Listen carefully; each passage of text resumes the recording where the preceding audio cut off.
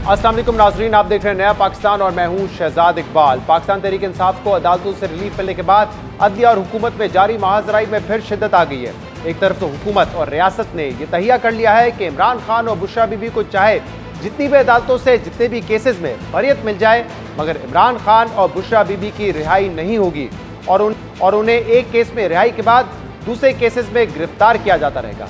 तो दूसरी तरफ सुप्रीम कोर्ट से पाकिस्तान तहरीक इंसाफ को मखसूस नशिस्तें मिलने के बाद अब पाकिस्तान तहरीक इंसाफ के उन MNAs और उनके अहले खाना की गिरफ्तारियों की खबरें सामने आ रही हैं जिन्हें सुप्रीम कोर्ट ने 15 रोज के अंदर पार्टी वाबस्तगी जाहिर करने की हिदायत की थी। और पाकिस्तान तहरीक इंसाफ का ये इल्जाम है कि हुकूमत पाकिस्तान तहरीक इंसाफ को मखसूस नशिस्तों से महरूम करने के लिए इन MNAs को तोड़ना चाहती है। पाकिस्तान तहरीक इंसाफ का यह दावा है कि कल रात NA 110 जंग से रुकन कौमी असम्बली साहिबजादा अमीर सुल्तान को नामालूम अफराद ने लाहौर में उनके घर से अगवा किया, जबकि NA 180 लिया से फैजुल हसन शाह के भाई और बेटे को भी गिरफ्तार कर लिया गया। और ये दोनों वो MNAs हैं जिनका नाम सुप्रीम कोर्ट की जानिब से जारी 41 MNAs की फहरिस्त में शामिल किया गया है। हुकूमत की इन कार्रवाइयों पर रहनुमा असद कैसर ने आज अपने बयान में कहा है कि अदलिया के फैसले पर हुकूमत तसादुम की तरफ बढ़ रही है। जिसके पास इख्तियार है वो ताकत के जोर पर फैसले कर रहा है। लोगों की वफादारी तब्दील करने के लिए उन पर जोर डाला जा रहा है। फैसलों के खिलाफ बगावत हो रही है। कानून और आइन के मुताबिक मुल्क को ना चलाया गया तो मुल्क कायम नहीं रहेगा। यानी 15 रोज के अंदर सुप्रीम कोर्ट के अहकामात पर अमल दरामद से पहले पाकिस्तान तहरीक इंसाफ के MNAs की खींचातानी का मामला शुरू हो चुका है। जबकि कल इस्लामाबाद की मातहत अदालत से इद्दत केस में बरियत के बाद जहां नैब की टीम ने इमरान खान और बुशरा बीबी को अडियाला जेल में ही गिरफ्तार कर लिया था, वहीं आज तोशाखाना के दूसरे केस में अडियाला जेल में ही इमरान खान और बुशरा बीबी का 8-8 दिन का जिस्मानी रिमांड मंजूर कर लिया है। और अदालत ने नैब को दोनों मुल्जिमान से अडियाला जेल में ही तफ्तीश करने की हिदायत की है और मुल्जिमान को 22 जुलाई को दोबारा पेश करने की हिदायत भी की गई है। अहम बात यह कि दौरान समात इमरान खान मुकालमा करते हुए कहा कि मैं सिर्फ अपनी बीवी की बात करता हूँ, उन्हें दोबारा गिरफ्तार करके बहुत गलत किया है। दूसरा केस इसलिए बनाया क्योंकि उनको पता चल गया था कि पहला ज्वेलरी सेट हमारे पास है। इमरान खान ने जज को मुखातिब करते हुए कहा कि जज साहब, मेरी बीवी का तोशाखाना से कुछ लेना देना नहीं, जेल में 4 मरतबा कुरान पढ़ा है, जजेस पर अल्लाह ने बहुत जिम्मेदारी डाली है। बुशरा बीबी को सिर्फ मुझे अजियत पहुंचाने के लिए जेल में डाल रखा है। अहम बात यह कि इमरान खान को अब जिस केस में गिरफ्तार किया गया है उसकी खबर द न्यूज़ के एडिटर इन्वेस्टिगेशन अंसार अब्बासी ने 5 जून को ही दे दी थी कि हुकाम के पास इमरान खान को गैर मुअय्यना मुद्दत तक जेल में रखने के लिए ऑप्शंस मौजूद हैं और नैब को तोशाखाना का दूसरा रेफरेंस दायर करने के लिए दुरुस्त वक्त का इंतजार है। इसके अलावा आज अडियाला जेल में लाहौर पुलिस ने बानी पाकिस्तान तहरीक इंसाफ के खिलाफ लाहौर में दर्ज 9 मई से मुतल्लिक मुकदमात की तफ्तीश भी शुरू कर दी है। यानी हुकूमत और रियासत इमरान खान को मुसलसल जेल में रखने के लिए हर हद तक जाने के लिए तैयार है, मगर अदालत से पाकिस्तान तहरीक इंसाफ के खिलाफ एक के बाद एक दूसरा केस उड़ता जा रहा है और हुकूमत भी एक के बाद एक नया केस दायर कर रही है। इसकी एक और मिसाल district and session court Islamabad में आज सामने आई है, जहां अदालत ने पाकिस्तान तहरीक इंसाफ की वर्कर सनम जावेद को FIA के मुकदमे से बरी किया तो उसके कुछ ही देर बाद इस्लामाबाद पुलिस ने दोबारा सनम जावेद को गिरफ्तार कर लिया है। इन तमाम मामलात पर हम बात करेंगे, जिसके लिए हमें ज्वाइन किया है पी के सीनियर रहनुमा और वफाकी वजीर राना सनाउल्लाह ने। राना साहब, बहुत बहुत शुक्रिया ज्वाइन करने के लिए। कल इद्दत केस में इमरान खान और बुशरा बीबी की बरियत हो गई। ये तीसरा केस था जिसमें उनकी या तो बरियत हुई है या उनकी जो सज़ा है वो मुअत्तल हुई है, लेकिन उसके बाद देखा गया कि रिहाई उनकी हुई नहीं क्योंकि तोशाखाना के एक और रेफरेंस में नैब ने उनकी गिरफ्तारी डाल दी।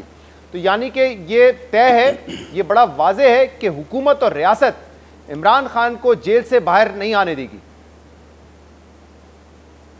जी, जिस तरह से ये तय है कि इमरान खान साहब जो हैं वो इस मुल्क में फितना, अफरा तफरी और इंतशार के अलावा कोई और काम नहीं करेंगे, तो इसलिए फिर उसी तरह से ये भी तय है कि जब तक मुमकिन हो सका आइन और कानून के मुताबिक या प्रोसिक्यूशन के पास जो मवाद है उसके मुताबिक, तो उन्हें वो जहाँ पे हैं वहीं पे उनको रखा जाना जो है वो मुनासिब है, ताकि मुल्क जो है वो अपनी मुश्किलात पे और मुआशी बहरान पे काबू पा सके और किसी अफरा तफरी का और किसी इंतशार का शिकार ना हो। और ये फैसला हुकूमत वक्त करेगी, यानी कि एक जमहूरी निज़ाम में अवाम के वोट की, अवाम की पसंद की कोई अहमियत नहीं है। आप समझते हैं चाहे बेशक जितने भी वो पॉपुलर हो, अवाम उनको पसंद करती हो वो इलेक्शन में भी कामयाब हो जाएं, लेकिन फिर भी आप कहते हैं नहीं वो अफरा तफरी करते हैं, हमें काबिल कबूल नहीं, हम उनको जेल में रखेंगे। तो ये जमहूरियत तो ना हुई। नहीं, ये आपने जो मफरूज़े कायम किए हैं जी कि वो कितने ही पॉपुलर हों, वो कितने ही वोट उनको मिल जाएं, ये कहाँ से आपने लिए हैं? इलेक्शन हुआ है, उसके नतीजे में एक पार्लियामेंट मार्ज वजूद में आई है जी। और उस पार्लियामेंट से जो है वो एक हुकूमत जो है वो फॉर्म हुई है जी। अगर वो आपकी जो है वो तशरीह या आपके बयान के मुताबिक वो बहुत पॉपुलर हैं, उन्होंने बहुत सारी सीटें जीती हैं, तो वो गवर्नमेंट फॉर्म कर लें। नहीं, मैंने ये नहीं कहा कि वो गवर्नमेंट फॉर्म करने की पोजीशन में है, वो तो चले उनका एक बयान है। मैं तो ये कह रहा हूं कि इस वक्त भी जो इलेक्शंस हुए 8 फरवरी को, सबसे ज्यादा सीटें तो उनकी हैं कौमी असेंबली में, रिजर्व सीट मिल जाएंगी तो वो नेशनल असेंबली में लार्जेस्ट पार्टी भी बन जाएंगे, तो इस लिहाज से मकबूल तो है ना वो सबसे ज्यादा। तो फिर भी वो जो है वो तकरीबन सिंपल मेजॉरिटी से कोई तकरीबन जो है वो कोई 70 के करीब जो है वो कम सीटों पे होंगे, तो गवर्नमेंट तो फॉर्म वही करेगा। इस वक्त बहस इस बात की नहीं कि वो गवर्नमेंट फॉर्म कर रहे हैं या नहीं कर रहे हैं, बहरहाल वो एक पॉपुलर पार्टी है, लार्जेस्ट पार्टी है, लेकिन आप कह रहे हैं कि ये मैटर नहीं करता क्योंकि हम समझते हैं वो अफरा तफरी की सियासत करते हैं, वो बाहर आएंगे, इंतशार फैलाएंगे, इसलिए हम उनको जेल में रखेंगे। नहीं, हम इसलिए उनको जेल में नहीं रखेंगे, जेल में यानी ये तो उनकी सियासत है और इंतशार अफरा तफरी की सियासत जो है वो उन्होंने पिछले 10 साल में अपने हर अमल से साबित किया है। उन्होंने रोज़ाना की जो है वो अपनी एक्टिविटी से ये साबित किया है, तो इसलिए मैं ये बात कर रहा हूँ। बाकी उनके ख़िलाफ़ जो केसेस हैं तो आखिर किसी कानून, किसी कायदे, किसी प्रोसिक्यूशन के मुताबिक ही उनको वहाँ पे रखा जा सकता है और उसके मुताबिक जो है वो जिस तरह से उन्हें ये हक़ हासिल है कि वो अपनी ज़मानत करवाएं, अपना वो केस लड़ें, अपने आप को बेगुनाह साबित करें, इसी तरह से प्रोसिक्यूशन को भी पूरा हक़ हासिल है कि वो भी अपना केस जो है वो साबित करें और उनको वहाँ पे रखें जहाँ पे वो मौजूद हैं। राना साहब, जो केसेस हैं उसका खुलासा तो आप खुद ही कर चुके हैं। आपने शाहजेब खानज़ादा साहब के प्रोग्राम में कहा था कि जिस तरीके से उनको सज़ाएं हुई जल्दबाजी में और जो लीगल प्रोसेस है, जो फेयर ट्रायल है, वो भी पूरा नहीं दिया गया, तो आपने खुद कहा था कि ऐसा लगता नहीं है कि ज़्यादा देर ये सज़ाएं टिक पाएंगी, तो आप एक और केस बना देंगे, वो भी नहीं टिक पाएगा। तो इस तरह की केसेस की फिर वही जो है उसका एंड होता है जो आपने खुद जिसका खुलासा कर चुके थे कि ये केसेस टिक नहीं पाएंगे। देखें शहजाद, एक हर जुर्म का या हर केस का एक अखलाकी और एक कानूनी पहलू होता है। अखलाकी तौर पे तो ये जो केस है जिसमें बानी पीटीआई कल बरी हुए हैं, तो अखलाकी तौर पे तो उसमें कोई शक व शुबा नहीं है कि एक हस्ती बस्ती फैमिली, एक मनकुआ खातून को उन्होंने वर्गलाया और वर्गला के जो है वो उसने तलाक हासिल की अपने खामन से और उसके बाद इनके साथ जो है वो शादी की। लेकिन कानूनी पहलू ये है कि इस्तखासा ने बिला शक व शुबा जो है वो जुर्म साबित करना है और किसी जगह पे भी अगर शक पड़ जाए तो जुरिस्प्रूडेंशन ये है या कानूनी पोजीशन ये है कि मुलज़म बरी हो जाएगा। तो मामला ये है कि ये प्रोसिक्यूशन के केस को साबित करने में किसी किस्म का कोई झूल जो है वो सज़ा के ऊपर असरअंदाज तो हो सकता है, लेकिन जुर्म के वकूअ पज़ीर होने पे या अखलाकी तौर पे उस जुर्म के सरजद होने पे तो कोई हर्फ नहीं है ना। ये मामला तो हुआ है, बाकी आगे प्रोसिक्यूशन जो है वो अगर उसके वकला जो हैं वो केस को बिला शक व शुबा साबित करने में नाकाम रहते हैं तो वो एक अलग चीज़ है। साहब, यानी कि वो खबर माने का जिनके ऊपर आप और आपकी जमात 3-4 साल तक तनकीद करते आए, उनका रिश्ता आपने कभी फरागोगी से जोड़ा, कभी उनका रिश्ता आपने उस्मान बुज़दार से जोड़ा, कभी आपने कहा मानेका साहब जो है ट्रांसफ़र पोस्टिंग अपनी मर्जी से कराते हैं, और अब उनकी तमाम बातों पे आपको यकीन है कि जो वो बात कर रहे हैं वो दुरुस्त है? नहीं, बिल्कुल हम ये यकीन नहीं करें। खबर मानेका साहब हों, बानी पीटीआई साहब हों, बुशरा बीबी हो, उनके आगे उनके जो उनकी औलाद है, उनके जो बच्चे हैं जो ट्रांसफ़रें पोस्टिंगें करवाते रहे हैं, लंबे माल कमाते रहे हैं और ठेकेदारों से जो है वो उनको ठेके दिलवाने और कमीशन वसूल करते रहे हैं, ये सारे इस किस्म के बेशर्म और बेहया लोग हैं जो इस जो है वो एक्टिविटी में जो है वो एक दूसरे को सपोर्ट भी कभी करते रहे, कभी मुफादात के टकराव पे मुखालफत पे आ जाते हैं, लेकिन जो इनका एक किरदार है वो इस मशरकी मुआशरे में, हमारे मुआशरे में तो ऐसे किरदार को जो है वो इंतहाई जो है वो बुरी और नफरत की नज़र से जो है वो देखा जाता है। नहीं, क्यों देखा जाता है? अगर कोई खातून, राना साहब, कोई खातून अपने शौहर से डिवोर्स लेकर दूसरी शादी करना चाहे तो इसको क्यों गलत समझा जाता है? चाहे उसकी उम्र 40 साल की हो, 50 साल की हो या 25 साल की हो, उससे क्या फ़र्क पड़ता है? नहीं, चाहे उसकी उम्र 50 साल हो या 60 साल हो, बिल्कुल बुरा नहीं समझा जाना चाहिए।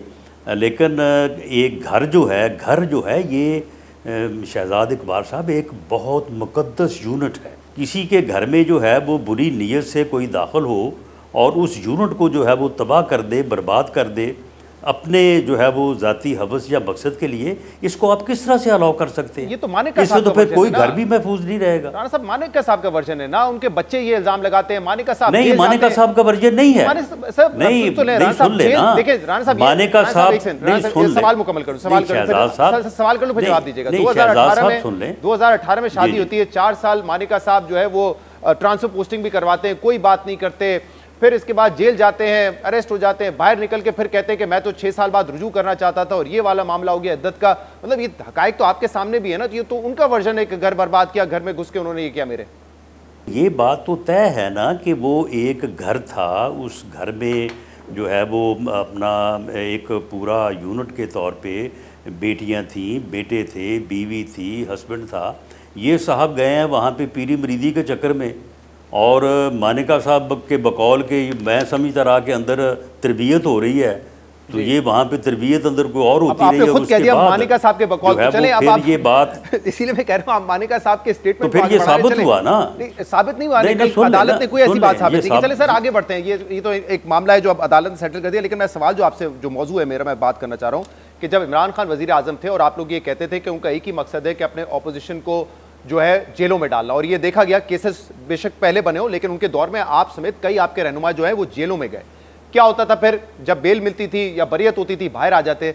लेकिन अब ये मामला है कि आप समेत दीगर लोग आपकी पार्टी के कहते हैं कि नहीं, एक केस खत्म होगा, दूसरा केस बनेगा, वो जेल में ही रहेंगे।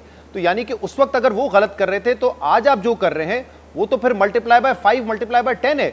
तो इसको कैसे जस्टिफाई करेंगे फिर आप? नहीं, देखिए, इसमें मामला जस्टिफाई करने का नहीं है। मामला ये है कि उनके ख़िलाफ़ जो केसेस हैं, वो केसेस जो हैं वो उन्हें पूरा उन केसेस में अपने आप को डिफेंड करने का हक़ हासिल है। लेकिन जो हक़ाइक़ हैं वो तो अपनी जगह पे जो है वो कायम रहेंगे ना। जिस तरह से ये आपने बात की है इस केस की, जो ये कल बरी हुआ है, उसमें हक़ाइक़ तो अपनी जगह पे मौजूद है। ठीक है, प्रोसिक्यूशन नहीं साबित कर सकी, वो बरी हो गए। इसी तरह से जो नैब का केस है, इसमें आप मुझे बताएं कि कोई शक शुबा है कि 60 अरब रुपया जो है एक प्रॉपर्टी टाइकून का उसके अकाउंट में एडजस्ट किया गया, जो कि कौमी ख़जाने में आना था, और उसके एवज़ में तकरीबन 10 अरब रुपए की प्रॉपर्टी जो है वो अपने नाम पे हासिल की गई और उसका एक ट्रस्ट बनाया गया। कोई है इसमें शक शुबा? कोई इससे इनकार कर सकता है? जी, वो जो 190 बिलियन पाउंड वाला केस है उसमें प्रोसिक्यूशन ने जो है उसे अपना जो है वो शक्को शुबा से बालातर साबित करना है। ये प्रोसिक्यूशन साबित कर सकती है, नहीं कर सकती, अब ये वक्त बताएगी, केस में भी जमानत या अदालत बताएगी। और कल तोशा खाना के दूसरे रेफरेंस में गिरफ्तार किया गया। अब ये असूल तो आप लोग ही बताते थे कि किसी को आप इंक्वायरी या इन्वेस्टिगेशन स्टेज पे कैसे गिरफ्तार कर सकते हैं। अगर नैब का केस है, नैब रेफरेंस दायर करे, कन्विक्शन हो, उसके बाद आप गिरफ्तार करें। अब यहाँ पे उनको इन्वेस्टिगेशन स्टेज पे गिरफ्तार कर लिया गया है, फिर रिमांड लिया गया है, तो ये तो वो असूल है जिसकी आप मुखालफत करते थे। बिल्कुल, हम इसकी जो है वो मुखालफत करते थे। मामला ये है कि मुखालफत हम अदालत में करते थे ना। टी शोज में अदालत में नैब ने अगर गिरफ्तार किया, नहीं सुन ले, नैब ने अगर गिरफ्तार किया है तो किसने रोका है उनको अदालत में जाने से, अदालत में अपनी बेल फाइल करने से, अदालत में अपनी रिट फाइल करने से? उन्होंने पहले की भी है। अदालतें जो है वो इंडिपेंडेंट हैं, उनको जो है वो रिलीफ दे रही हैं, बल्कि उनकी तो 2-2 दर्जन ज़मानतें जो हैं वो एक पिटीशन के ऊपर जो है वो होती रही। लेकिन आपके दौर में नैब भी गिरफ्तारी करता था और आप लोग कहते थे कि सजा देने से पहले कैसे कोई गिरफ्तार कर सकता है, पहले आप इन्वेस्टिगेट करें, इंक्वायरी करें, रेफरेंस दायर करें, कन्विक्शन होती है तो सजा करें। तो नैब भी उस वक्त ये करता था, आप लोग कहते थे गलत तरीका नहीं होना चाहिए ऐसे। तो शहजाद अगर नैब ने उनको गलत गिरफ्तार किया है तो वो अदालत में इसको चैलेंज कर सकते हैं, वो करें चैलेंज कि जी मुझे गलत गिरफ्तार किया गया है। लेकिन आप लोग अपने पुराने बयान पे कायम नहीं रहेंगे। आपके साथ गलत हो रहा था, उनके साथ ठीक हो रहा है। नहीं, हम नहीं देखें, बात ये है कि गलत हो रहा है, ये उनका मौक़िफ़ है, हमारा मौक़िफ़ था, लेकिन इस मौक़िफ़ के ऊपर फैसला किसने करना है? फैसला तो अदालत ने करना है ना उन्होंने करना है, ना हमने किया था। साहब, अब आप कहते हैं कि हमारी एक जमहूरी हुकूमत है, जिसको आप कहते हैं जमहूरी हुकूमत है, लेकिन आप देखें ना जो सिलसिला इस वक्त चल पड़ा है, ये तो आमराना दौर में होता है कि आप पार्टी को जल्द से ना करने दें, आप फिर जो है उनके लोगों को उठाए। अब कल उमर अयूब साहब ने आज बताया कि साहिबजादा आमिर सुल्तान साहब गायब हैं, वो लापता हो गए हैं। एक और साहब फाइज हसन साहब जो उनके एमएनए हैं, उनके भाई और उनके बेटे को गिरफ्तार कर लिया गया है। कल ये शेख वकास अकरम साहब ने बताया उनके वर्कर्स को गिरफ्तार किया जा रहा है, जल्द से आप उनको करने नहीं दे रहे, बंदे उनके आप तोड़ने के इल्ज़ाम आप पे लग रहे हैं। ये किसी भी लिहाज से जमहूरी रवैये नहीं है। मैं सिर्फ पूछना ये चाह रहा हूँ, आपके साथ जब होता था, गलत होता था, हम आवाज़ उठाते थे, लेकिन जब कल आप ऑपोजिशन में होंगे वक्त एक जैसा नहीं रहता। अगर आपके साथ ये हो रहा होगा तो कौन खड़ा रहेगा आपके साथ फिर? नहीं, बिल्कुल, जब हमारे साथ हो रहा था तो बिल्कुल आप लोगों ने आवाज़ उठाई, हम उसको जो है वो आज भी जो है वो वैल्यू करते हैं, अप्रिशिएट करते हैं। लेकिन मामला ये है कि क्या हमने कोई 9 मई किया था? ये इनके ख़िलाफ़ जो केसेस हैं, इनके ख़िलाफ़ जो प्रोसिक्यूशन है, इनके ख़िलाफ़ जो रियासत के ख़िलाफ़ इन्होंने जो इक़दाम किए हैं, या जो ये इस वक्त जो सूरत हाल इन्होंने बपा की हुई है, आप मुझे बताएं कि PMLN के साथ क्या कुछ नहीं हुआ, पीपल्स पार्टी के साथ क्या कुछ नहीं हुआ, लेकिन जिस तरह से पाकिस्तान के अदारों को और ख़ास तौर पे दिफाई अदारे के ख़िलाफ़, उनके सरबराह के ख़िलाफ़ जिस किस्म की गुफ्तगू, जिस किस्म की मुहिम जोई, जिस किस्म के जो है वो घटिया प्रोपेगंडे ये PTI जो है वो कर रही है, कभी आपने उसका कोई शायबा भी जो है वो हमसे देखा था? नहीं, जो या पीपल्स पार्टी ने कभी जो गलत है वो तो गलत है, लेकिन फिर अगर 9 मई को जो इन्होंने किया है, आप मुझे बताएं कि 9 मई को इन्होंने तो ये तो GH के ऊपर चढ़ दौड़े और इन्होंने जो है वो उनके घरों को जाके आग लगा दी।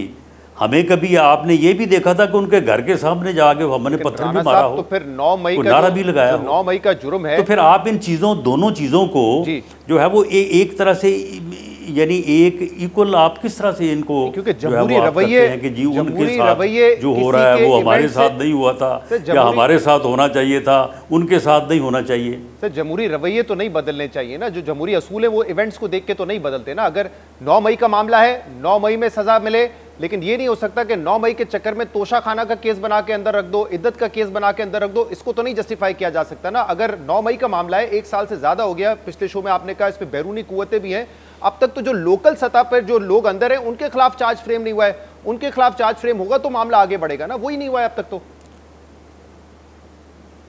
नहीं, देखें, वो चार्ज फ्रेम होना चाहिए, वो केसेस जो हैं वो चलने चाहिए, लेकिन उनके चार्ज फ्रेम ना होने में, उनके आगे ना बढ़ने में आपको मालूम है कि क्या चीज़ हायल है। वो सुप्रीम कोर्ट से फैसले नहीं हो पा रहा कि सिविलियन का ट्रायल जो है वो मिलिट्री कोर्ट में होना है या नहीं होना। वो स्टे था, वो मेरा ख्याल 8 महीने स्टे चला, उसके बाद वो स्टे शायद खारिज हुआ है या शायद अभी भी मौजूद है, लेकिन वो फिर वो आगे चल रहा है। सियासी लोग, यास्मीन रहमान साहिबा, एजाज चौधरी, उमर चीमा, इमरान खान, ये तो सारे लोग ये मिलिट्री कोर्ट पे थोड़ी, ये तो दहशतगर्दी की अदालत में इनके मामला चल रहे हैं ना, वहाँ पे भी चार्ज फ्रेम नहीं हो रहा है। नहीं, लेकिन वो जो जिनके दहशतगर्दी कोर्ट्स में चल रहे हैं वो तो वहाँ से अपनी बेल ले सकते हैं। जी, मैं बेल ले सकते हैं, मैं कह रहा हूं वहाँ पे भी चार्ज फ्रेम नहीं हो रहे, ले सकते हैं। मैं कह रहा हूँ वहाँ पे भी केस आगे नहीं बढ़ रहा, और इमरान खान को अंदर रखने के लिए कभी इद्दत केस बनता है, कभी आप कहते हैं कोई और केस बना दो, तोशाखाना में रख लेंगे, लेकिन अंदर रखेंगे। तो जो आप कह रहे हो कि उनके ऊपर चार्ज है कि उन्होंने 9 मई किया, उन्होंने इदारों के सबरान के हवाले से ऐसी गुफ्तगू की, तो फिर मामला उसी हिसाब से देखे जाए ना। नहीं, शहजाद आप मुझे बताएं जी कि एक आदमी ख़ुद को लीडर भी कहलाए, ख़ुद को जो है वो बहुत बड़ा सियासतदान भी कहलाए, तो ये इद्दत वाला केस आप तो बात कर रहे हैं, इस हरकत के करने की ज़रूरत ही क्या थी? कोई ऐसे कोई काम करता है कोई बंदा?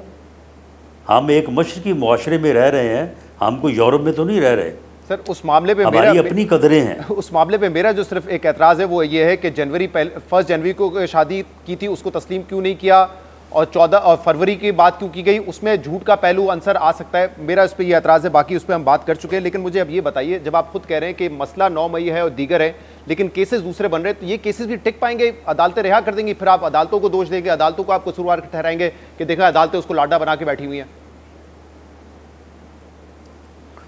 नहीं, देखें, अदालतों के फ़ैसलों के ऊपर तो बात हो सकती है। जिस तरह से अब आपके जो है वो इल्म में है कि जो ये सुप्रीम कोर्ट का फ़ैसला 2 दिन पहले आया है, उससे क्या क्या चीज़ें जो हैं वो तलपट नहीं हो गई और वो एक नए ही पंडोरा बॉक्सेस जो है वो खुल गए हैं। तो अदालत के फ़ैसले के ऊपर उनके इज़्ज़त, एहतराम और अदालत के जो है वो रिस्पेक्ट के साथ उनके ऊपर बात तो हो सकती है। अगर किसी जगह पे कोई लाडलापन नज़र आएगा तो उसके कहने में कोई हर्ज नहीं है। लेकिन तलपट क्यों ना हो चीज़ें, जब 11 जजेस ये कह रहे हैं कि हमारा एक फैसला था सुप्रीम कोर्ट का, इलेक्शन कमीशन ऑफ पाकिस्तान ने गलत उसकी तशरीह करके गलत फैसले लिए, तो फिर उन फैसलों को तो दुरुस्त होना पड़ेगा ना राना साहब। जब पूरी मतलब मेजॉरिटी ऑफ द कोर्ट ये बात कर रही है, तो इसमें लाडलापन क्या हुआ? वो कह रहे हैं इलेक्शन कमीशन ऑफ पाकिस्तान की गलती है, गलती सुधारने के लिए चीज़ें तो करनी पड़ेंगी फिर।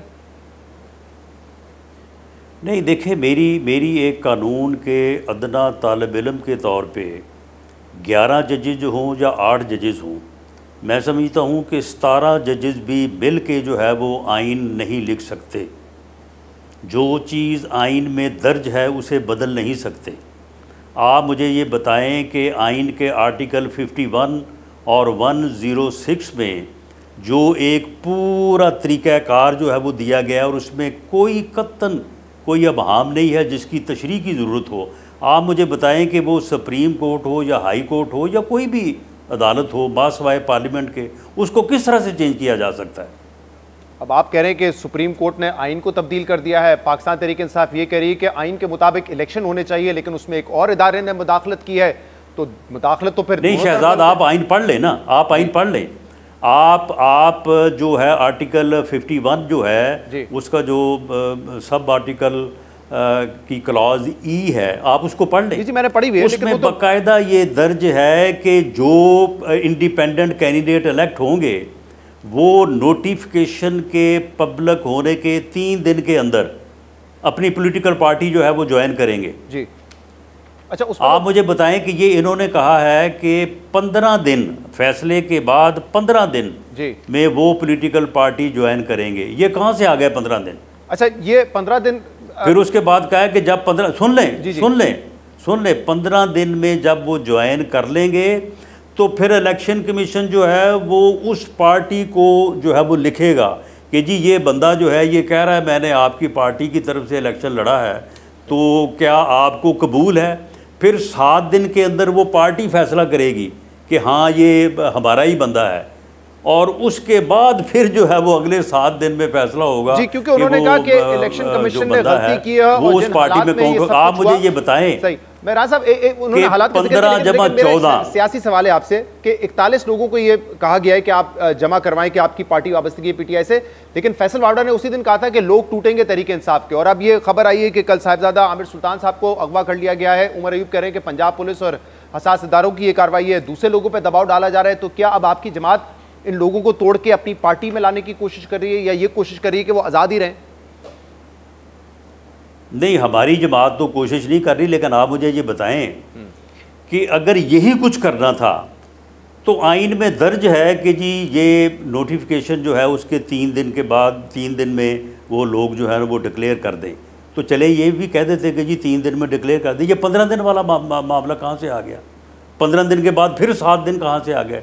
फिर 7 दिन कहाँ से आ गए? यानी ये तो हॉर्स ट्रेडिंग का जो है वो फ्रॉड गेट खोलने वाली बात है। इसकी क्या ज़रूरत है? ये 29 दिन जो हैं ये अब लोग जो हैं वो कोई ख़ुद से गायब हो जाएगा, कोई पैसे कमाएगा, कोई प्रेशर का जो है वो बहाना बनाएगा। सियासी मामले पे बात करना चाह रहा हूँ क्योंकि पिछले हफ्ते आपने ये कहा कि जलसा इसलिए नहीं करने दिया क्योंकि इंतजामिया समझती है दहशतगर्दी की कार्रवाई हो सकती है। कुछ उन्होंने वहाँ पे कार्रवाइयाँ की भी हैं, लेकिन अभी यहाँ पे इससे वो तो बहुत दूर था तरनौल इस्लामाबाद में, ये तो फैजाबाद में टीएलपी का दोबारा धरना चल रहा है। और उस धरने में पुलिस वालों की आज वीडियो भी आई उनके साथ कि वो कह रहे हैं कि बड़ा अच्छा काम कर रहे हैं ये लोग, जो इनका मुतालबा है वो भी दुरुस्त है। तो टीएलपी धरना दे के बैठी हुई है, कोई अब यहाँ पे खदशात नहीं है कि दहशतगर्द इसका फायदा उठा सकते हैं, हमला कर सकते हैं इस्लामाबाद पर? देखिए शहजाद, हर गैदरिंग की, हर जो भी कोई तंजीम होती है, जब वो कोई गैदरिंग करती है, जलसा करती है या कोई रैली करती है, तो उसका एक मकसद होता है। टीएलपी वालों का ये मकसद कभी भी नहीं था ना है कि वो जो है वो रियासत के ख़िलाफ़ को चढ़ दौड़ेंगे या रियासत पे हमलावर होंगे। उनका ठीक है, फ़लस्तीन और जो है वो इसराइल के हवाले से जी एक मौक़िफ़ है, लेकिन इनके मुतल्लक जो रिपोर्ट्स हैं वो तो ये हैं कि ये दोबारा एक नया 9 मई बपा करना चाहते हैं और उसकी तैयारी कर रहे हैं। और इसमें वो कोई छुपा के बात भी नहीं करते, तो राना साहब ये बातें कहते भी हैं। ये टीएलपी जो इस वक्त धरना दे के बैठी हुई है, इन्होंने बानी पीटीआई जो बातें उधर करते हैं जेल में, तो उससे ये बात साबित होती है कि वो एक और 9 मई की तैयारी कर रहे हैं। तो राना साहब, ये जो टीएलपी धरना दे के बैठी हुई है, ये इंतजामिया से परमिशन लेके धरना दिया हुआ है इन्होंने कि हम रोड ब्लॉक कर रहे हैं और हम यहाँ बैठेंगे, ये हमारे मुतालबात पे मैं जा नहीं रहा हूँ, मुतालबात उनके दुरुस्त हो सकते हैं, लेकिन ये तरीक़ेकार है धरना देने का, ये आप कह रहे हैं हुकूमत और इंतजामिया की मर्जी से हो रहा है फिर? जी बिल्कुल, हुकूमत और इंतज़ामिया की मर्ज़ी से नहीं हो रहा। हुकूमत और इंतज़ामिया उनको परसुएड भी कर रही है, उनको कह रही है कि वो ये धरना जो है ये ख़त्म करें और जो उनके मुतालबात हैं, मुतालबात उनके दुरुस्त हैं। वो कह रहे हैं कि जी फ़लस्तीन की मदद की जाए, वो बिल्कुल गवर्नमेंट कर रही है। उनको बताया जा रहा है कि जी हम तो उनकी पहले काफ़ी मदद कर रहे हैं। इसराइल, लेकिन इस तरीक़ेकार के हवाले से चीफ जस्टिस काजी फाइज ईसा साहब ने जो ऑर्डर दिया था, जजमेंट दिया था, आज तक वो आपसे उम्मीद कर रहे हैं हुकूमत वक्त से कि उसको इम्प्लीमेंट करें। वो इन धरनों के, इन तरीकों के खिलाफ है, चाहे मुतालबात कितने भी जायज़ हो। वो आपको कह रहे हैं कि मेरी जो जजमेंट थी उसको आप इम्प्लीमेंट करें, लेकिन आप यहाँ पे कह रहे हैं कि वो उससे हम बातचीत कर रहे हैं, तो मतलब हुकूमत क्या करेगी इसमें? मतलब वो नहीं, बातचीत के ज़रिए से इम्प्लीमेंट करने की कोशिश क्या कर रहे हैं ना। यानी इम्प्लीमेंट करने के दो ही तरीके हैं कि एक बातचीत है, दूसरा ताकत का इस्तेमाल है। ताकत के इस्तेमाल के जो है वो काफ़ी डैमेजिंग जो है वो मुज़मरात हो सकते हैं, तो इसलिए कोशिश ये की जा रही है कि बातचीत के ज़रिए से उनको जो है वो वापस किया जाए। आपके इल्म में पहले भी कोई 1 साल पहले वो जेहलम तक पहुँचे थे, तो वहीं पे हमने उनके साथ नेगोशिएशन करके उनकी कुछ बात मानी, कुछ उनको समझाया और उनको वापस किया था। तो इसी तरह से मुझे उम्मीद है। उस जजमेंट में कहीं भी ये नहीं था कि कोई धरना आके धरना दे तो आप बातचीत के जरिए मसला हल करें। और पहले भी जब आप बातचीत करने बैठे थे तो आपको लॉ मिनिस्टर और दीगर लोगों की कुर्बानी देनी पड़ी थी और उसके बाद ही वो जजमेंट आई थी सामने।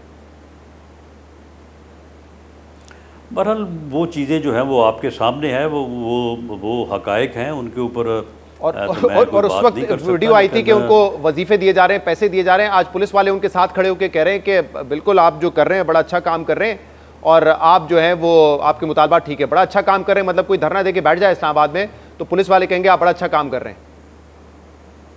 मैंने बिल्कुल उनको ये नहीं कहा जा रहा, ना उनको पैसे तकसीम किए जाएंगे, ना उनको ये कहा जाएगा।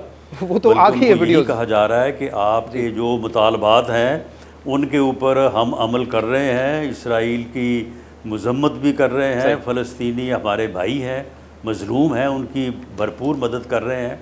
तो आप खातिर जमा रखें। और बहुत बहुत शुक्रिया राना सनाउल्लाह मौजूद थे। तफसील से हमने दीगर मौज़ूआत पर उनसे बात की है। प्रोग्राम में ब्रेक शामिल करेंगे, इसके बाद हम मज़ीद बात करेंगे।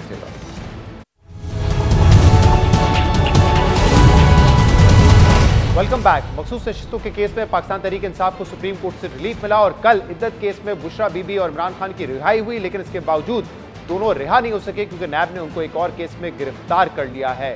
इस वक्त जो मौजूदा सियासी सूरत हाल है उस पर हम बात करेंगे, जिसके लिए हमें ज्वाइन किया है सीनियर सहाफ़ी और तजज़ियाकार मुजीबुर रहमान शामी ने।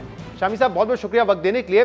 शामी साहब, जो पाकिस्तान की तारीख है हमारे सामने है, उसमें सिविल मिलिट्री ताल्लुकात जो हैं उसमें पावर बैलेंस किया होगा कि बड़ा इशू रहा है, लेकिन इस वक्त लगता है कि मामला इससे ज़्यादा संगीन है क्योंकि इस वक्त मसला जो है वो जुडिशरी और हुकूमत या हुकूमती इदारों के ताल्लुकात का है और ऐसा लग रहा है कि इनके दरमियान जो महाजराई है वो बढ़ती जा रही है।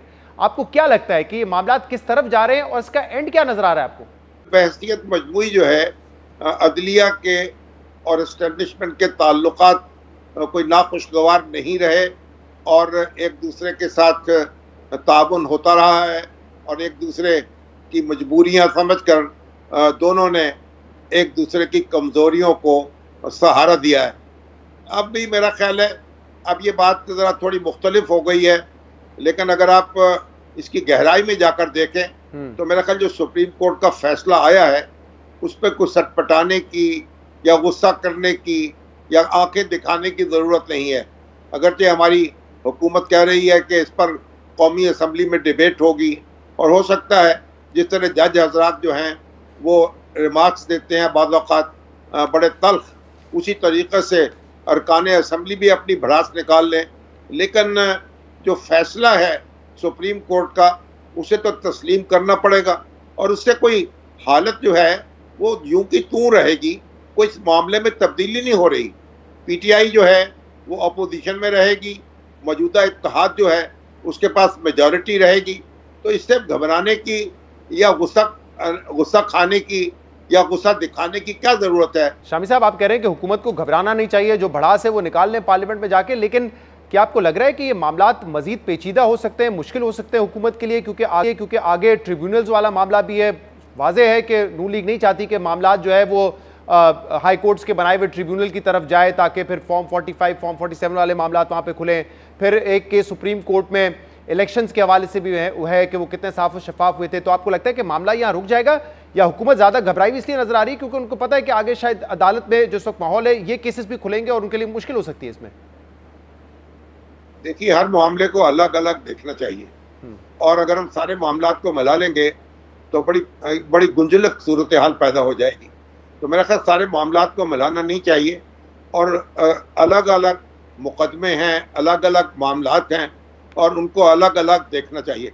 इस वक्त तो ये है कि सुप्रीम कोर्ट के फैसले की रूह से जो पीटीआई है उसको मखसूस नशिस्तें मिल जाएंगी और मखसूस नशिस्तें मिलने के बाद उसकी जो मेजॉरिटी नहीं बन जाएगी हाउस में, वो तो मिनॉरिटी में ही रहेगी, तो हुकूमत तो तब्दील नहीं होगी।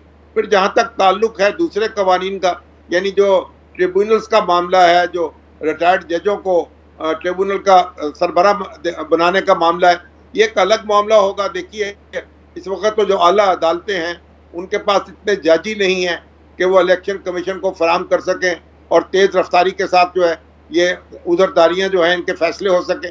तो वो ज़रूरी नहीं है कि जो वो ऑर्डिनेंस है उसको कालअदम करार दे दिया जाए। तो मेरे ख्याल ज़रा हमें ठंडे दिल से और मामलात को देखना चाहिए। अब जो ताकत की रस्साकशी है उसमें तो अदलिया तो खुल के कह रही है कि हम मदाखलत बर्दाश्त नहीं करेंगे, लेकिन हुकूमत की रियासत की एक मंशा ये नजर आती है कि नहीं, इमरान खान को हमने जेल में रखना है। तो एक तरफ से फैसला आता है उनकी रिहाई का, दूसरी तरफ से एक फैसला आता है कि उनको किसी और केस में गिरफ्तार कर लिया जाए। तो इसका एंड क्या होगा? क्या आपको लग रहा है कि यही सिलसिला 3, 4, 5 साल चलता रहेगा या इसका कोई मुख्तलिफ एंड आप देख रहे हैं? नहीं, अगर फरीकैन जो है तदब्बुर से काम लें और ख़ुद इमरान खान जो है वो भी अपना गुस्सा थूक दें तो मेरा ख्याल कोई रास्ता निकाला जा सकता है। लेकिन इससे पहले आप देखें ना, भुट्टो साहब के दौर में क्या हुआ, मुखालफिन के साथ इसी तरह का मामला होता था। खुद इमरान खान साहब के दौर में क्या हुआ, कितने लोग गिरफ्तार होते थे, कितना अरसा तवील वो जेलों में रहे। शाहिद खान अब्बासी को देख लीजिए, शहबाज शरीफ को देख लीजिए, हसन इकबाल को, साद रफीक को, खुद नवाज शरीफ साहब को। तो लोगों को कैद काटनी पड़ी है और अब थोड़ी बहुत कैद काट लेंगे अगर इमरान खान साहब, तो उससे भी क़यामत नहीं बर्पा हो जाएगी। भाई इस तरह तो होता है इस तरह के कामों में। बहुत बहुत शुक्रिया मुजीबुर रहमान शामी साहब, आप हमारे साथ मौजूद थे, इस मौजूदा सियासी सूरत हाल पे अपना तज़किया दे रहे थे। प्रोग्राम में एक ब्रेक शामिल करेंगे। Welcome back. मखसूस नशस्तों के केस में सुप्रीम कोर्ट के फैसले के बाद से मुल्क भर में फैसले पर बहस जारी है। एक तरफ हुकूमती इत्तेहाद में शामिल जमातों के रहनुमा सुप्रीम कोर्ट के फैसले पर मुसलसल तनकीद कर रहे हैं, तो दूसरी जानिब पाकिस्तान तहरीक इंसाफ और दीगर अपोजिशन जमातें सुप्रीम कोर्ट के फैसले को दुरुस्त और खुशाइंद फैसला करार दे रहे हैं। फैसले के बाद से नून लीग के रहनुमा सुप्रीम कोर्ट के फैसले पर मुख्तलिफ नौयत के एतराज़ात कर रहे हैं। नून लीगी रहनुमा सुप्रीम कोर्ट के फैसले को सियासी फैसला करार दे रहे हैं और ये तनकीद कर रहे हैं कि फैसले में ऐसा रिलीफ दिया गया है जो दरख्वास्त गुजार की जानिब से मांगा भी नहीं गया था। नून लीग ने फैसले को आइन की रीराइटिंग करार दिया है और ये इल्ज़ाम भी लगाया है कि सुप्रीम कोर्ट का अक्सरियती फैसला जजेस की फैमिलीज के दबाव का नतीजा है और इससे फ्लोर क्रॉसिंग की राहें खुलेंगी। नून लीग के अलावा इत्तेहादी हुकूमत में शामिल दीगर जमातों के रहनुमा भी फैसले पर सवालात उठा रहे हैं, लेकिन मुल्क के कई नामवर और गैर जानबदार कानूनी माहिरीन सुप्रीम कोर्ट के हालिया फैसले और अदालत की जानिब से आर्टिकल 187 के तहत कंप्लीट जस्टिस की जुरिस्डिक्शन के इस्तेमाल को दुरुस्त फैसला करार दे रहे हैं। इन माहिरीन में से कुछ की राय आपके सामने रखते हैं। माहिर कानून रीबा उमर की राय में सुप्रीम कोर्ट 12 आर्टिकल 187 की यह तशरीह कर चुकी है कि मुकम्मल इंसाफ के लिए सुप्रीम कोर्ट ऐसी हिदायत दे सकती है जिसकी इससे इस्तदा भी ना की गई हो। ऐसी हिदायत सिर्फ आइन और बुनियादी हकूक से मुतसादिम नहीं होनी चाहिए। उन्होंने लिखा कि इस केस में भी सुप्रीम कोर्ट की जानिब से 11 जजेस की हिदायत ना ही आइन से मुतसादिम है और ना ही बुनियादी हकूक इससे मुतासिर होते हैं। इसलिए जो लोग आइन की रीराइटिंग की बात कर रहे हैं वो दरअसल खुद आइन की रीराइटिंग चाहते हैं जिसमें आइन का आर्टिकल 187 मौजूद ना हो। रीबा उमर ने मिसाल भी दी कि जब सुप्रीम कोर्ट आर्टिकल 62(1)(f) के तहत ताहयात नाअहली के खिलाफ दरख्वास्तें सुन रही थी तो तब भी अदालत ने दरख्वास्तों में मांगे गए रिलीफ से कहीं बढ़कर फैसला दिया था और आइन का आर्टिकल 62(1)(f) अमलन मुअत्तल कर दिया था। इसी तरह एक और आज़ाद राय रखने वाले नामवर माहिर कानून सलाउद्दीन अहमद ने भी सुप्रीम कोर्ट की जानिब से 8 जजेस के अक्सरियती फैसले को दुरुस्त करार दिया है। उन्होंने फैसले पर रद्द-ए-अमल देते हुए लिखा कि 8 रुकनी अक्सरियत ने दुरुस्त राय इख्तियार की कि सुप्रीम कोर्ट बल्ले का निशान वापस लेने के फैसले के गलत इस्तेमाल पर आंखें बंद नहीं कर सकती और बल्ले के निशान से महरूम होने के बावजूद पाकिस्तान तहरीक इंसाफ एक सियासी जमात थी और है। सलाउद्दीन अहमद ने मजीद लिखा कि सुप्रीम कोर्ट के मुख्तसर फैसले में ताहम 2 सवालात अभी भी जवाब तलब हैं कि अगर एक जमात जिसने इलेक्शन ना लड़ा हो और आज़ाद अरकान की शमूलियत से उसको पार्लियामान में नुमाइंदगी मिल जाए तो क्या वो मखसूस नशिस्तों के अहल होगी या नहीं, और अगर बड़ी तादाद में आज़ाद अरकान असम्बली का हिस्सा बनते हैं तो फिर मखसूस नशिस्तों की तकसीम कैसे होगी। यानी नून लीग और इत्तेहादी हुकूमत में शामिल दीगर जमातों के रहनुमा उसके फैसले पर तनकीद कर रहे हैं, लेकिन आइनी माहिरीन सुप्रीम कोर्ट के इस फैसले को एक दुरुस्त फैसला करार दे रहे हैं। प्रोग्राम में एक ब्रेक शामिल करेंगे, इसके बाद मजीद बात करेंगे इसके बाद।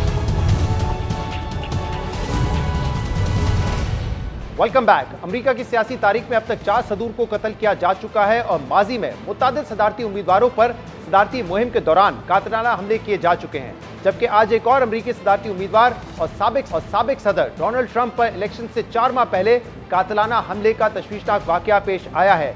मगर रिपब्लिकन उम्मीदवार डोनाल्ड ट्रंप खुशकिस्मती से इस कातिलाना हमले में बाल बाल बच गए हैं। अहम बात यह है कि साबिक अमेरिकी सदर पर कातिलाना हमला उस वक्त किया गया जब ट्रंप रियासत पेंसिल्वेनिया में रैली के दौरान अपने हामियों से खिताब कर रहे थे कि अचानक जलसागाह फायरिंग की आवाज़ों से गूंज उठा, जिसमें एक गोली ट्रंप के दाएं कान को छूकर गुजरी, जिससे ट्रंप के कान से खून बहने लगा। जिसके बाद सीक्रेट सर्विस के एहलकार ट्रंप को हिफाजती हसार में लेकर स्टेज से नीचे आ गए, जबकि इसी दौरान करीबी इमारतों पर तैनात स्नाइपर्स ने हमलावर को निशाना बनाकर हलाक कर दिया। अब तक की इत्तलात के मुताबिक इस हमले में डोनाल्ड ट्रंप के अलावा 2 अफराद शदीद जख्मी हैं, जबकि एक शख्स मौके पर ही हलाक हो गया। अमेरिकी कानून नाफिज करने वाले इदारों के मुताबिक ट्रंप पर कातिलाना हमला करने वाले की शनाख्त थॉमस मैथ्यू क्रुक्स के नाम से हुई है, जिसकी उम्र 20 साल थी और इसने सिर्फ 150 मीटर की दूरी से अपनी राइफल से ट्रंप पर गोलियों की बौछार की थी। दिलचस्प बात यह है कि इस हमले के बाद हमलावर की शनाख्त से मुतल्लिक कुछ अहम इंकशाफात सामने आ रहे हैं। अमेरिकी मीडिया के मुताबिक हमलावर ने माजी में डेमोक्रेट पार्टी को चंदा दिया था, मगर वो हाल ही में रिपब्लिकन वोटर्स के तौर पर रजिस्टर्ड थे। जबकि सोशल मीडिया पर मुबैना हमलावर की पुरानी वीडियो भी गर्दिश कर रही है, जिसमें वो कह रहे हैं कि डोनाल्ड ट्रंप और रिपब्लिकन से मैं नफरत करता हूं और उनका एक गलत शख्स से पाला पड़ गया है। इस वायरल वीडियो को असल हमलावर से जोड़ा जा रहा है, ताहम अब तक हुकाम ने इस बात की तस्दीक नहीं की है कि क्या ये वही शख्स है जिसने हमला किया था। इसके अलावा बीबीसी ने आज एक एनी शाहिद का बयान भी चलाया है, जिसमें वो हैरानकुन तौर पर कह रहा है कि वो 2-3 मिनट तक सीक्रेट सर्विस के एहलकारों को हमलावर के बारे में खबरदार करता रहा, मगर इन एहलकारों ने इसकी बात पर कोई गौर नहीं किया। एनी शाहिद साबिक अमेरिकी सदर की सिक्योरिटी पर मामूर इदारे के रवैये से मुतालिक अहम दावा कर रहे हैं। हमले के बाद ट्रंप के सियासी मुखालिफ अमेरिकी सदर जो बाइडन ने फौरी तौर पर हमले की मजम्मत करते हुए तहकीकात का हुक्म भी दे दिया है, मगर इस हमले के बाद डेमोक्रेट्स और रिपब्लिकन्स के दरमियान साजिशी थ्योरीज की जंग छिड़ गई है। बाइडन के हामी ट्रंप पर सियासी फायदा हासिल करने के लिए फॉल्स फ्लैग ऑपरेशन और स्टेज ऑपरेशन का इल्जाम लगा रहे हैं और आज अमेरिका में एक्स पर लफ्ज स्टेज ट्रेंड करता रहा, जबकि ट्रंप के हामी बाइडन पर ट्रंप को रास्ते से हटाने की कोशिश का इल्जाम लगा रहे हैं। हामियों के इन रवैयों से साबित होता है कि अमेरिका में इस वक्त सियासी इंतहा पसंदी इंतहा पर है। अमेरिका में इस वक्त सियासी दर्जा हरारत इंतहा को छू रहा है और यहाँ पाकिस्तान में पाकिस्तान तहरीक इंसाफ के हामियों समेत कई सियासी तज्जियाकार इस सूरत हाल का मवाजना पाकिस्तान की सियासी सूरत हाल से कर रहे हैं। दिलचस्प बात यह है कि माजी में भी मुख्तलिफ मामलात पर एक जैसे रवैये, हालात और बयानात पर डोनाल्ड ट्रंप और इमरान खान के दरमियान मुमासलत का जिक्र होता रहा है। अमेरिका के मशहूर टीवी मेजबान और कॉमेडियन ट्रेवर नोआ ने इमरान खान के वज़ीर-ए-आज़म बनने के बाद इसी मुमासलत पर एक प्रोग्राम भी किया था जिसमें उन्होंने डोनाल्ड ट्रंप और इमरान खान की इलेक्शन मुहिम, सियासी नारों समेत कई पहलुओं का मवाजना किया था। लेकिन अहम बात यह है कि ट्रंप और इमरान खान दोनों की हुकूमत जाने के बाद जिस किस्म के गैर मामूली वाक़यात और इक़दाम सामने आए हैं, उसमें हैरानकुन मुमासलत सामने आती है। ये एक हकीकत है कि दोनों, इमरान खान और डोनाल्ड ट्रंप, दाएं बाजू के मकबूल सियासी रहनुमा हैं, जबकि दोनों ही हुकूमत जाने के बाद मुख्तलिफ केसेस का सामना कर रहे हैं। इमरान खान को इलेक्शन से कुछ दिनों पहले इद्दत, साइफर और तोशाखाना केस में सजा सुनाई गई, तो डोनाल्ड ट्रंप को भी इलेक्शन से कुछ अर्सा पहले हश मनी केस में सजा सुनाई जा चुकी है। इमरान खान तो सजाओं की वजह से इलेक्शन में हिस्सा ना ले सके, मगर अमेरिका में मुख्तलिफ कवानीन की वजह से डोनाल्ड ट्रंप सजा के बावजूद सदारती दौड़ में शामिल है। इमरान खान अपने खिलाफ केसेस को लेकर इस्टेब्लिशमेंट पर इल्जाम तराशियां करते हैं, तो डोनाल्ड ट्रंप डीप स्टेट को अपने खिलाफ कार्रवाइयों का जिम्मेदार ठहराते हैं। डोनाल्ड ट्रंप को अमेरिका अवान नुमाइंदगान कैपिटल हिल पर हमले का मास्टरमाइंड करार दिया जाता है, तो यहाँ इमरान खान पर 9 मई के हमलों का मास्टरमाइंड होने का इल्जाम है। आज इलेक्शन मुहिम के दौरान डोनाल्ड ट्रंप पर कातलाना हमला हुआ, तो नवंबर 2022 में आज़ादी मार्च के दौरान इमरान खान पर भी कातलाना हमले हुआ था, जिसमें वो जख्मी हुए थे। इसी तरह इस वक्त इमरान खान और डोनाल्ड ट्रंप दोनों की मकबूलियत इंतहा पर है, मगर दोनों हुकूमत से बाहर हैं और दोनों का यह दावा है कि अगर मुल्क में साफ और शफाफ इंतखाबात होंगे तो उन्हें हुकूमत बनाने का मौका मिलेगा, उससे कोई नहीं रोक सकेगा।